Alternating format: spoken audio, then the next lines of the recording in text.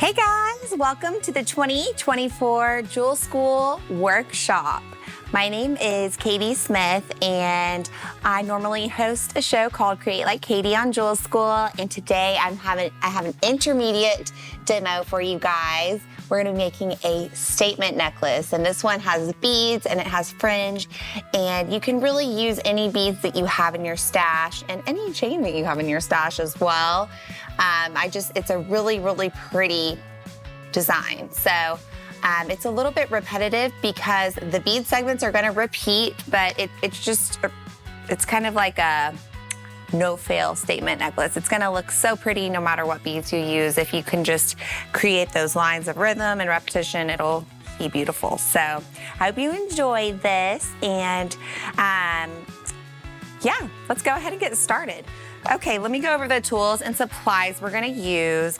And also, real quick, here's another version I've done before where I'd say if I have any hints on if you're picking beads, try to find kind of a more elongated or teardrop shaped bead for that bottom bead if you want, but you could also do like a little stack of beads or something like that. So I'll kind of talk to you guys about different bead options as we go along. And I'm gonna be using these beads that I actually used in this necklace. These are from like a little turquoise parcel that we had at one point. So yeah, all right, let's go over the materials. We're gonna need a ruler. We're gonna need our chain, and I'm using stainless steel cable chain. I'm using 2 sizes. This is the 3x4 millimeter, and I'm also using the 4x5 millimeter cable chain. So you're gonna need about I'm using a 20-foot necklace as the base. That's this one right here. I'm just gonna put him here so I don't forget which one he is. And then for the extra chain for the fringe, you're gonna need a little over 2 feet total. Okay, so we've got the chain. We've got our 20 gauge wire, and this is gonna be used for making the wraps and segments on each of the bead parts. So see there, all those are 20 gauge wire. I'm gonna be using my 1-step looper for these. So we'll go over that. We've also got our 4 millimeter jump rings. These are open jump rings, and I love to have those on hand when I'm making jewelry. Just hold on. Oh, sorry. Those are how I connected the chain. So we use the jump rings to connect the chain fringe to the base chain, actually. So you'll need those. And then of course the beads. So I'm gonna be using these teardrop beads into these pretty orange agate beads into some turquoise beads. Now, something else you might want to consider is, depending on how big you want your necklace to be, how wide. You don't have to do 7 beaded segments like I did. I do suggest an odd number, but it's totally up to you. If you wanted, you could take it down to like 5, like that. That would be beautiful. Everybody's different. Everybody wants a different size necklace. And here's 3. That would be a beautiful necklace too. You could even do that, or just the one in the middle, which I don't know if that's a statement necklace anymore, but it is if you want it to be. It is a statement of some sort, I guess. It's just cute. So make it your own, basically, is what I'm trying to say. I like these big wide ones because they're big and bold. But okay, let's go ahead and get started. Okay, let's just take a quick look at the tools we're gonna be using. These are my stainless steel shears that I'm gonna be using for the chain. I like this style of cutter for chain. It just cuts quick and well. I've got my flush cutters. These are gonna be cutting the wire. This is my 1-step looper. I'm gonna be using that for my rosary beaded chain segment. And I've got my flat nose plier. and my chain nose plier for opening up all the links, all the loops, and all the rings. Okay, that's it. All right, so first we're gonna cut the chain, and like I said, this is gonna be our base chain. And no, JTV has these awesome chain kits that come with lots of chains. These are all from one of our kits, which we're gonna link to you guys below. And so you'll be able to shop on that. But anyway, so these are both from the same set of chains. And once again, you have the smaller size and the larger size. So you need 12 pieces total, 6 pieces of each size, and they're gonna be 2 inches. So here's my little tip. Take a small piece of scrap wire, and you can use this as your measuring tool. So I know I need 6 pieces. I'm gonna start with a small size. I'm gonna go ahead and cut 1 2-inch piece, line it up on my ruler here. And it doesn't have to be exact, but as close as you can. I know it needs to be cut there. And with my stainless steel shear, I'm gonna just cut that link. Okay, so I've got my first piece done. Well, here's my little tip is you can actually thread that onto your wire. And then you can thread where you just cut and hold it up and cut it right beside that. You can use that to be your measuring device.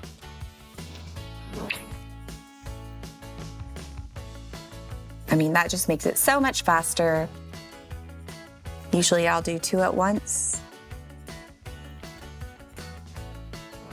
These are just kind of some of my chain scraps that I've been saving. I make a lot of earrings with my chains, so I'll cut them apart. And I've been saving these for this specific project because I just love this chain set for it. So we got 4, 5, 6.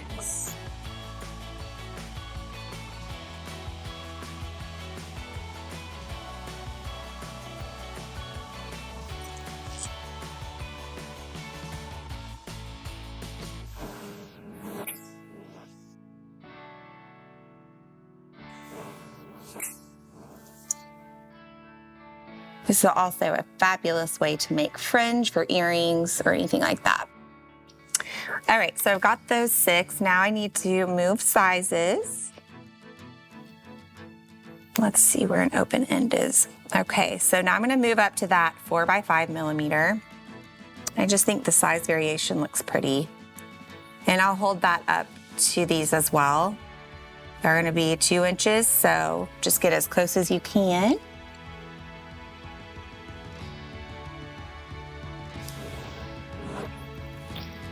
And that looks good to me.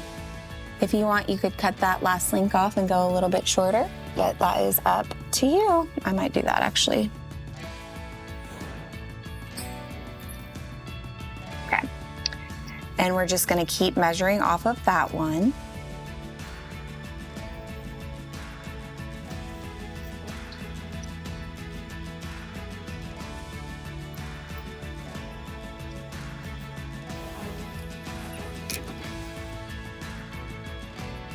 Slide those right on. And once again, these are 2 inches, around 2 inches long. Make it your own. I don't know if this one will be long enough. Okay, well.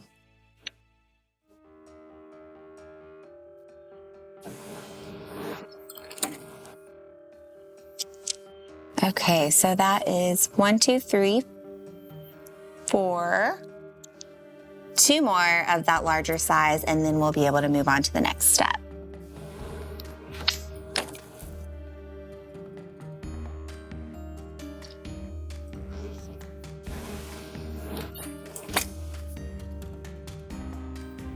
All right, so we are ready to move on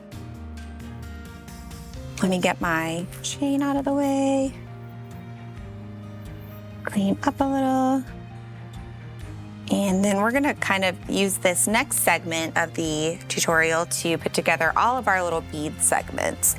And I think I'm just gonna do all of them the same. And we're gonna start by wrapping that little top drilled teardrop. And so I'm gonna go ahead and do that. So I'm gonna start with those. That's 7 of those. And sometimes I work in assembly line fashion. So sometimes I'll cut like 7, I'll go ahead and cut 7 pieces of 20 gauge wire. But sometimes that ends up wasting a lot of material. So you might not want to do that, but I'm going to do it today because I think I'll be able to use all my little scraps for the other bead parts. Okay. So this is what I love about these beads. If you have any, like, these are turquoise simulant beads, but they're still as pretty as turquoise, and they have a nice size hole. So I don't have to do a tiny little wrap or anything. I can use this 20 gauge wire, which will be nice. So just stick it through the hole about 2 inches in. Bring both of those up, both the tails. And that actually I like to do a little squeeze above here, my chain nose plier, to make them go up like that. And then with the short tail, I'm gonna wrap it around the other one just a couple of times. You can actually even twist your bead a little bit to get it to do that. So it looks like this. Trim it off in the back with your flush cutter. Always use that flat side so it gets nice and flat. Okay, so now I'm gonna use my one-step looper here. Normally with a briolette, I would do a big old wrap going down and all that, but for this one, I'm just gonna use my looper. And I know that it needs to face forward because I'm using 3 beads and they wanna alternate. So grab your tool, put it through the one-step looper, and squeeze. I'm gonna go ahead and close that up a little bit more. But see, so it's facing forward. It's a really easy, fast way to wrap briolettes. Okay, so I'm gonna go ahead and do that 6 more times. This is assembly line. Put it through the hole of the bead, bring the tails up. I'm gonna try it without doing my little pinch method up here and see how I feel about it. I think it's actually fine not to do that. Wrap it around to the back, trim it off with your flush cutter, and one-step loop.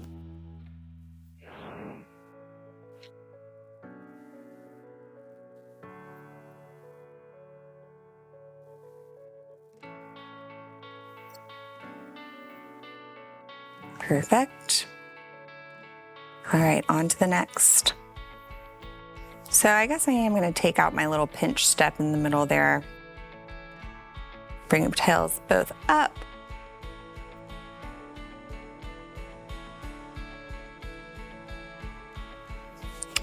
I tend to hold the long one in my hand and I just start to wrap that small one. Switch to the small one. Trim off in the back, and then one-step loop.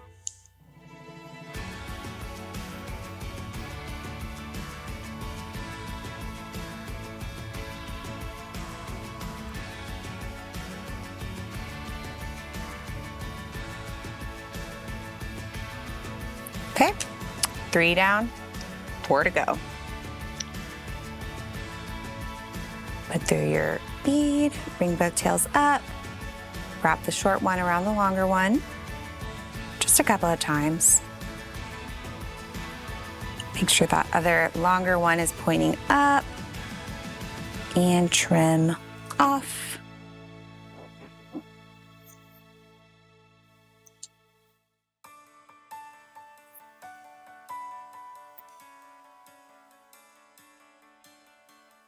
All right, 4 down, 3 to go.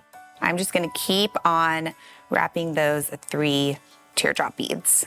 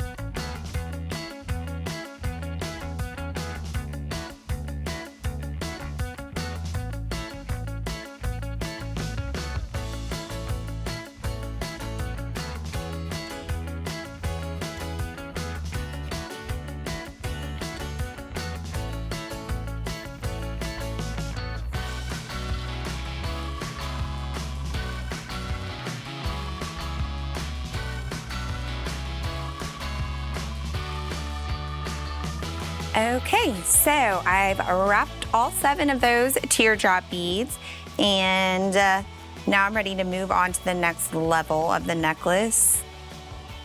And you can see I have all my little scraps. Here are my little chain pieces. But that's what this is what I was talking about. I pre-cut 7 just kind of like pieces this long of the 20 gauge wire, but these scraps are gonna be useful for this next step.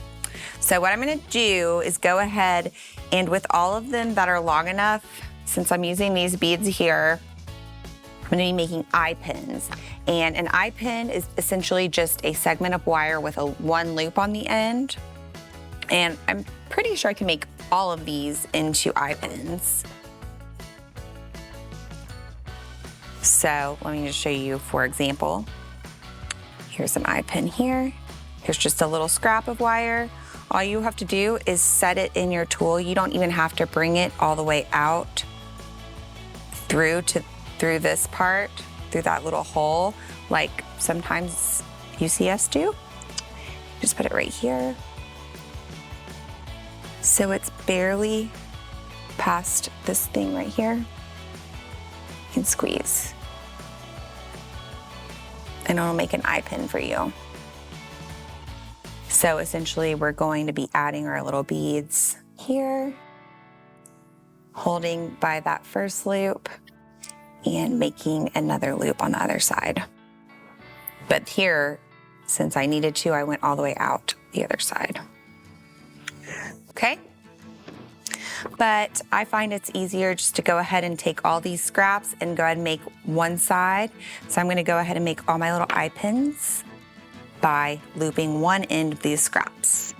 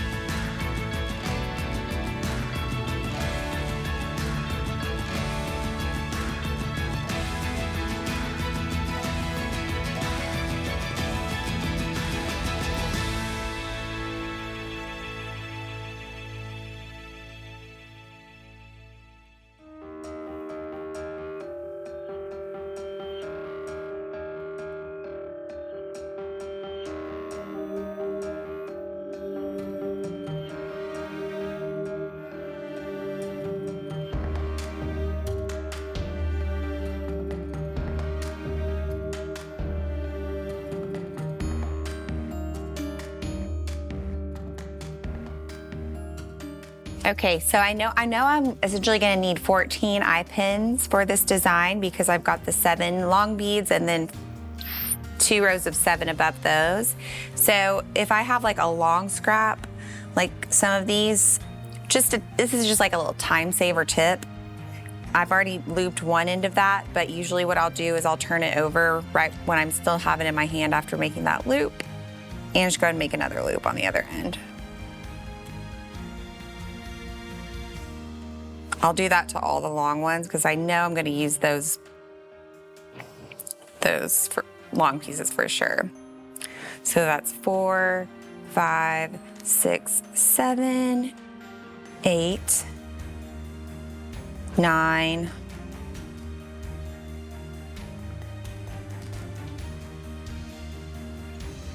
10, 11, 12, 13, 14. Okay, so I've got plenty of eye pins to finish my piece now. And on those big ones that you've done double-sided, just all you have to do is cut them in the middle and you're good. Just a little time saver tip.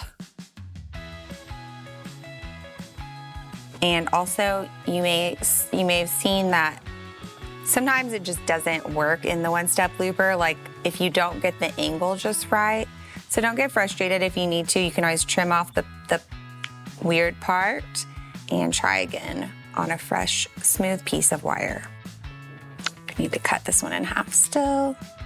It's gonna be really short, but I think it'll work. Okay, next step is to go ahead and load all of these up with your beads. So you've got, I'll be using these other turquoise simulant beads, 7 of those.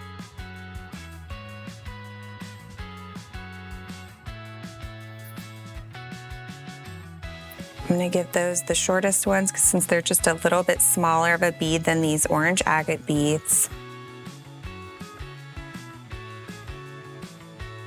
And I also wanted to say that I love using the 20 gauge wire for this because I think it's strong, it's substantial, and it looks nice for the necklace to have the same wire throughout the whole piece, in my opinion. But whatever your design calls for, you should do. I've actually already done one of those guys.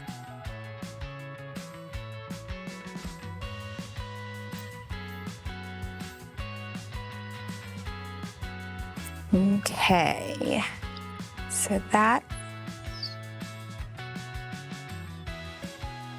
is 7.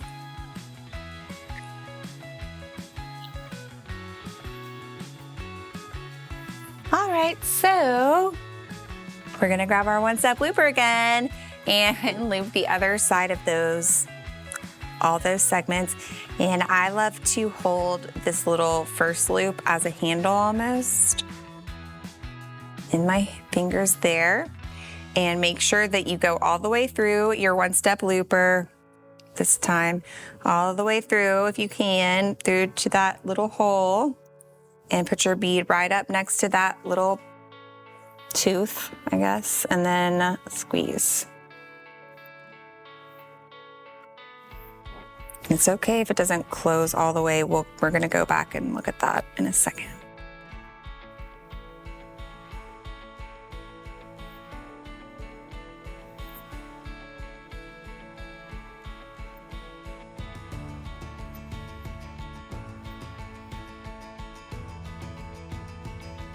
Another little thing I like to do is I'll just dump that leftover piece after I loop it. I don't know if that's a useful hint, but I feel like you can just kind of leave your one-step looper where it is and then dump the excess instead of having to like pick it out with the other hand or something, I don't know. Ouch.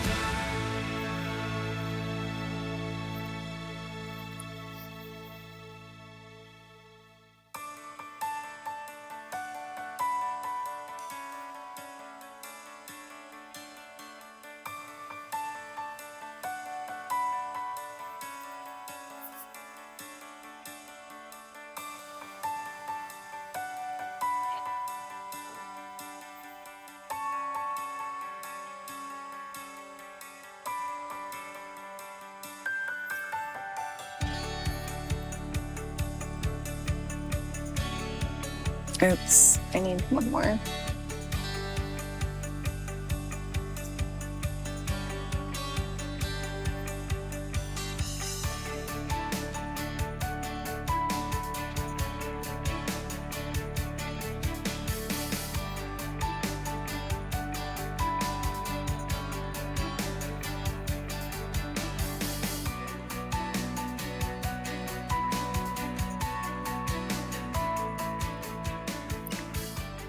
Okay, so I've done that part. I've looped all my segments. So I am done with my one-step looper for this piece. I'm done with my cutter. Let's see. All right, so we're gonna be basically opening and closing a bunch of jump rings, and I'm just thinking to myself, I wonder if we have a chain stop anywhere. I would love the chain stop. I'm gonna grab that in our studio workshop. Whoop. Ooh, it's my lucky day. This is an incredible tool. I don't think we carry this anymore, but we used to. We had so many, but hopefully you guys have one. And this is, I think, gonna help me with making this kind of necklace, but if it doesn't, I can always pivot. All right, so basically, I'm just gonna take my base chain, which is that 4x5mm cable, and find the middle. Or you may, if you think you might wanna wear your necklace shorter or longer, you may wanna leave a chain. Just basically find the middle of your necklace, and you're gonna hover that in the center of the chainstay. This is just a little clip to make it easier for me to show you guys, to demo. All right, and so I'm gonna make sure that everything is sitting correctly. I need to twist it. Cable chain is great because it alternates every other link. So it's gonna make everything sit really nice. All right. I don't know if that's perfectly straight, but I'll be able to see. Yay! I need one of these at my house, I think, because it's just such a great tool. Okay, so maybe we should go ahead and connect our bead segments, actually. So let's go ahead and do that. I'm going to get my chain nose and my flat nose plier, and we're gonna connect these segments together. And I think it's pretty, you can see here on this one, I think it's pretty to do the same color here and here. I think it's just pretty to kind of sandwich something else. It doesn't really matter what that sandwich color is in the middle, but if you sandwich it, it unifies everything together. So just a little tip, but you can use whatever beads you wish. Now I'm gonna start connecting by opening up one of the loops on the orange agate, just by twisting. I've got it face up towards me, and I'm just going to twist that open with my flat nose, slide on my teardrop, close it up. And just make sure all those teardrop loops are closed as well. And I actually may go through, check those real quick. I am an assembly line worker. Oh my gosh. I mean, just makes it go faster if you do it in steps like this.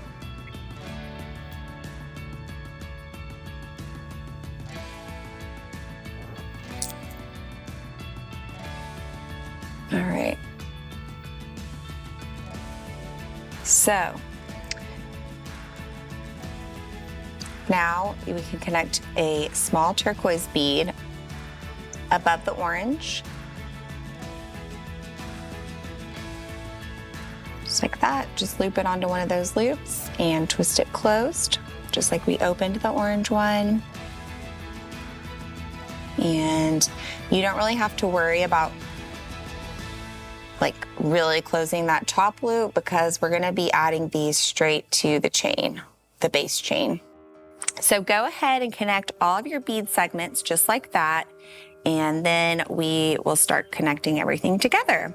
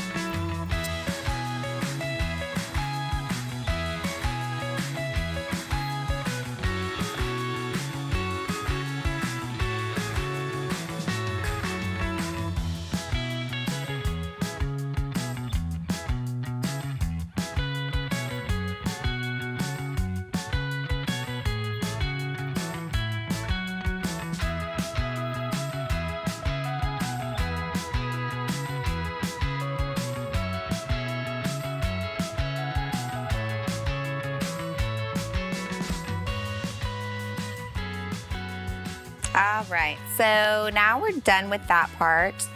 And I'm just gonna kind of lay out my pattern right here. And that is gonna be just like this. And then I kind of alternate big, small. Small, big. And so forth. I'm just gonna lay this out and then we'll connect everything. Kind of just gives it a little bit of like mix up, unexpectedness. It mixes up the textures. It's a really subtle difference, but I liked it. And we're gonna be connecting all the chain segments with these little 4mm jump rings. Coming right up.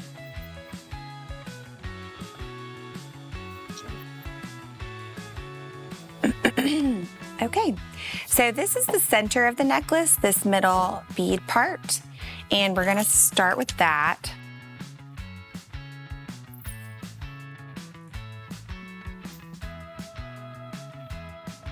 I actually start with all the bead segments, but I I may have to, this is actually giving me like a weird optical illusion, so let me just figure this out.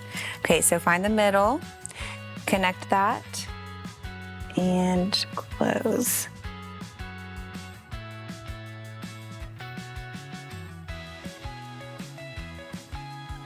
And then you're gonna skip 2 segments, which is essential, two of the same facing links, which essentially is 1, 2, 3, 4, 5 full links.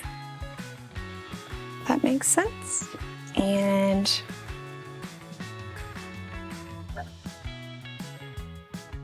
slide on your next piece and close. And I am making the front the camera. So I like to put all my openings going the same direction, like the openings of my loops. So here, see how I skipped 1, 2 forward facing links? This is so funny. And close.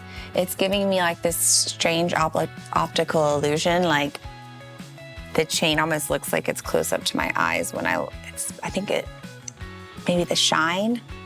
It's kind of funny. So then I'm just skip 1, 2 here. Whoops. This chain stud is making my life so much easier. But okay, so now I can do the same thing but going on the other side since this is the middle.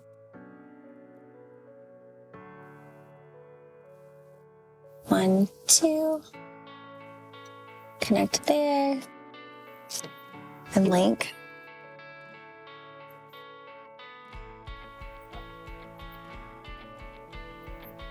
Twist open the top loop and find your next little place. You may want to cut out all my chat here.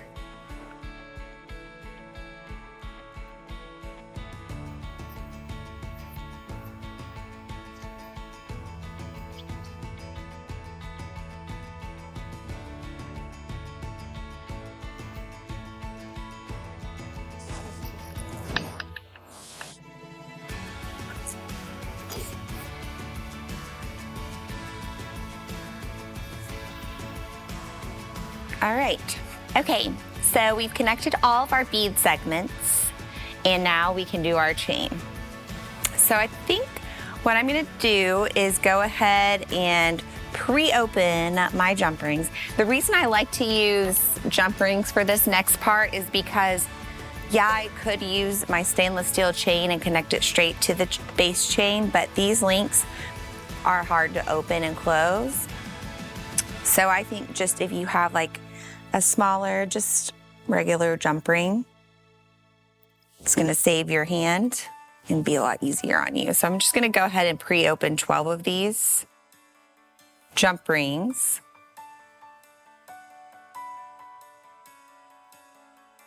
Whoop, twist open.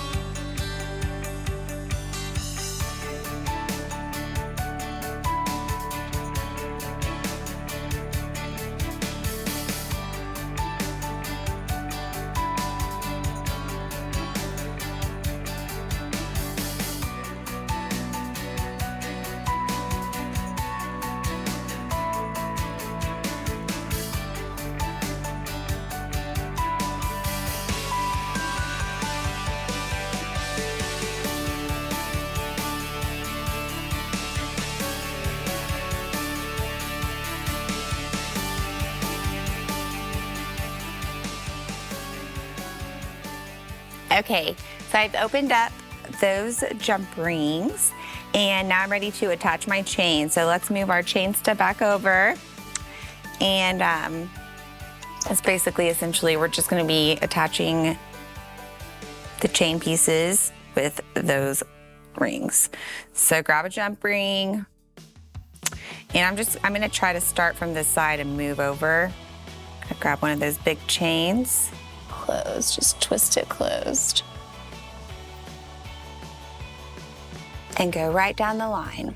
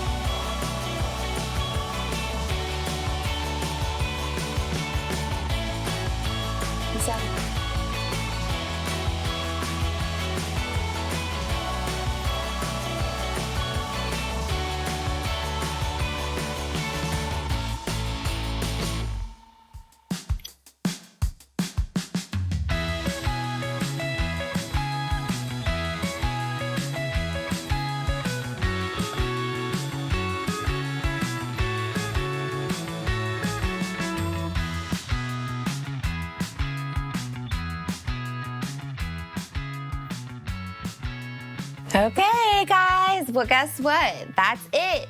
That is it. We're finished. I'm gonna unclip this and kind of hold it up to my neck just so you can see